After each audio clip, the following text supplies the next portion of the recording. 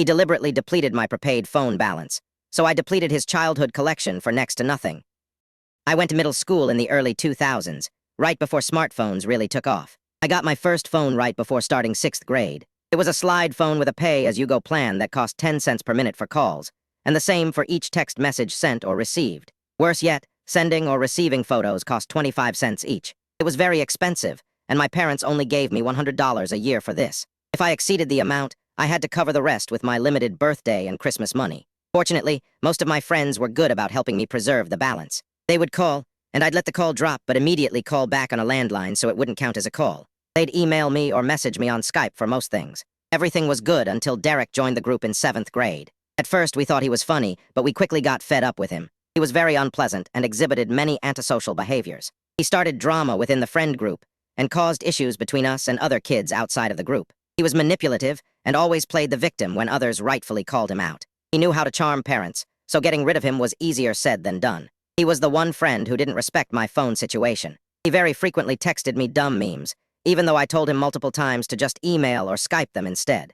Picture text messages cost 25 cents each, and blocking phone numbers wasn't a feature on my plan. One day he got mad at me and spammed my phone with memes. He must have sent me over 100 lolcats over text. He kept sending them until I lost service because my phone balance was depleted. I lost the $40 remaining in my account as a result. I was extremely angry and demanded that he pay me the $40 he had cost me. He refused and said it wasn't his problem. I got home from school really upset and told my dad about the situation, expecting him to confront Derek's mother. But my dad said it wasn't worth the battle.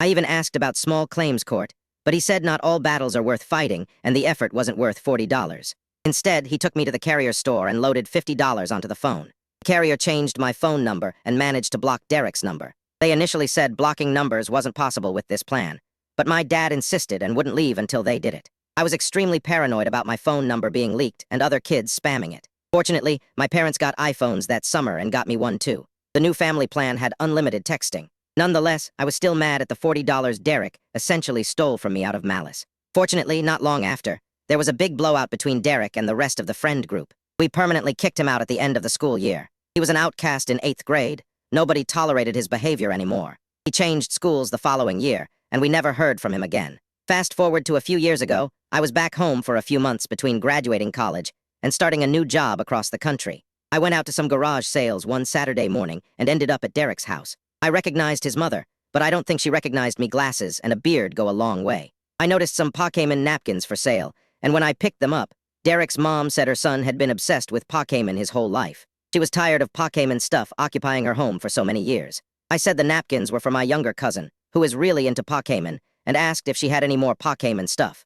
She said she didn't know people were still into it, and mentioned a few boxes in the attic with her son's old stuff. She actually took me inside the house. I never imagined I'd set foot inside again, and let me climb up the attic ladder to take down several large boxes. The first box had Christmas ornaments and other junk, but I freaked out when she opened a box jam-packed with Pokemon video games in their original boxes.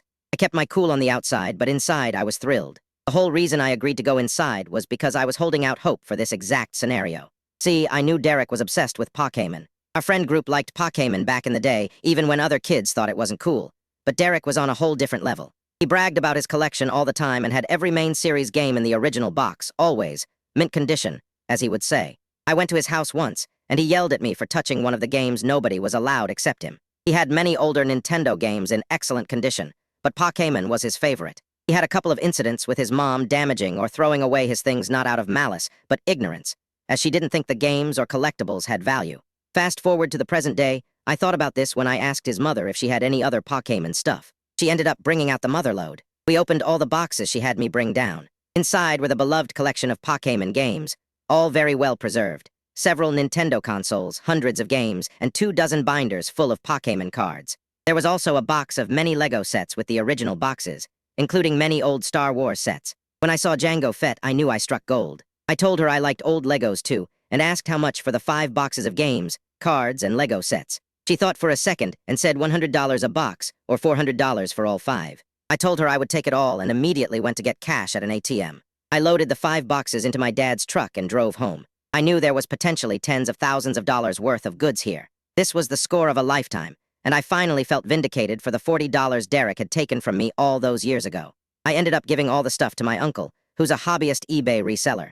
He offered to sell it all, willing to go through the effort of selling everything individually. Despite my insistence, he said he wouldn't take more than 10% of the profits after fees and taxes. We logged every single item along with the estimated value, and the total came to about $40,000. 40,000 was a poetic number since it was 1,000 times the value of what Derek stole from me all those years ago. My uncle sold most of the lot before the end of the summer and wrote me a check. Though it was considerably less than 40,000, it was still a life-changing amount of money for me. I was able to pay off my remaining student loans and put the rest toward a down payment on a new car.